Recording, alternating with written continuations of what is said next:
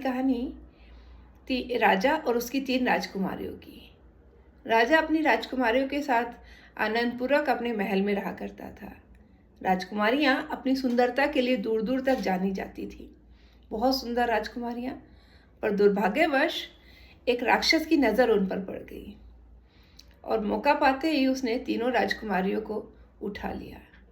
उठाकर अपने महल में लेकर गया और वहां तीनों को उसने बंदी बना लिया। तीनों राजकुमारियां बहुत गिड़गिड़ाई, बहुत रोई कि हमें अपने महल जाने दो, हमें छोड़ दो, लेकिन राक्षस ने उनकी एक नहीं सुनी। राक्षस बहुत चालाक था। वो सुबह जब शिकार के लिए जाने लगा तो उसने सबसे बड़ी राजकुमारी को बाहर बुलाया, उसके हाथ में एक बड़ा सा अंडा दिया और कहा कि शाम तक जब तक मैं वापस आता हूं तुम इस अंडे को संभाल कर रखना। यह अंडा अगर फूटा तो तुम्हें आजीवन मेरा गुलाम बन के रहना पड़ेगा, और अगर यह अंडा बचा रहा तो मैं तुम्हें आजाद कर दूंगा। राजकुमारी डरी सहमी सी बेचारी सारा दिन उस अंडे को लेकर घूमती रही, कहीं कुछ अंडे को हो ना जाए, कहीं वह अंडा टूट ना जाए। और शाम होते होते उस भारी अंडे से वो कोमल सी राजकुमारी थक गई और अचानक उसके हाथ से वो अंडा गिर गया और टूट गया। राक्षस आया, उसने देखा अंडा तो टूटा पड़ा है। अब तो उसने राजकुमारी से अपनी शर्त अनुसार उसे आजीवन अपना गुलाम बनाने की कामना कर दी।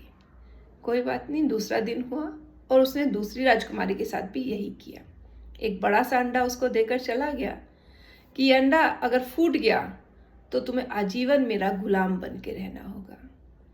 दूसरी राजकुमारी भी बेचारी डरी सहमी सारा दिन उस अंडे को संभालती रही, कहीं ना जाए, ना उस अंडे को छोड़े, और शाम होते होते वो थक गई। अचानक फिर उसके हाथ से वो अंडा गिर गया और राक्षस ने देखा कि अंडा तो फूटा पड़ा है।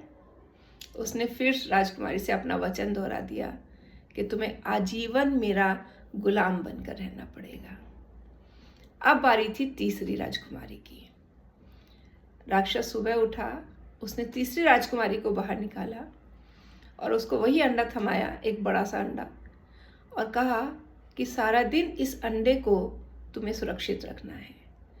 अगर ये अंडा टूटा तो तुम सारे जीवन मेरी गुलामी करोगी, और मानो अगर ये अंडा बच गया, साबुत रहा, तो मैं तुम्हें आज़ाद कर दूंगा।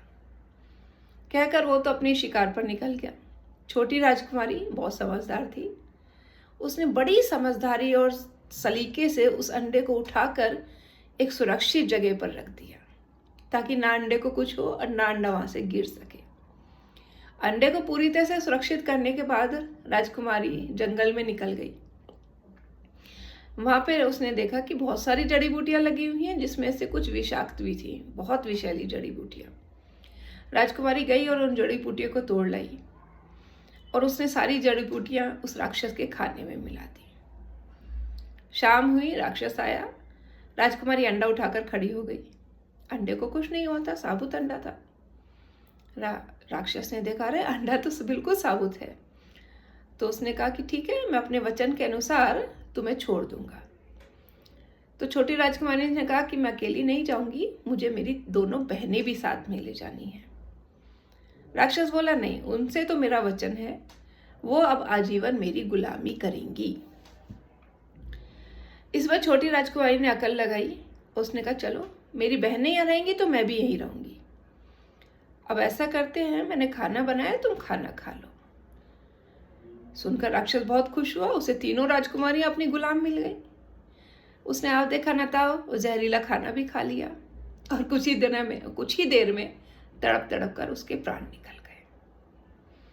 कहने का मतलब सिर्फ इतना है कि हमारा जो जीवन है वो बहुत सारी जिम्मेदारियों, बहुत सारे बर्डनों से भरा पड़ा है, तो हमें उसे सर पे लेके नहीं घूमना है, हर समय रोते नहीं रहना है।